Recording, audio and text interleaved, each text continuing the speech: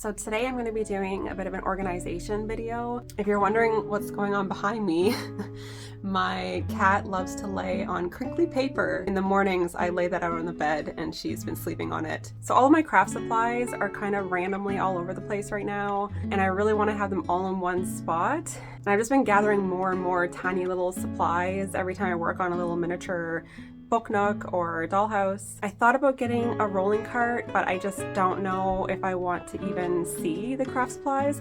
So I think that I'm going to put it in this ottoman. Right now I have a bunch of just random old fabric from sewing, which I can actually put on my shelf in my closet. It's supposed to be rainy this weekend, so I think this is a great project. Someday I hope to have my own craft room where I can do my sewing and work on my little projects. But until then, this will have to do.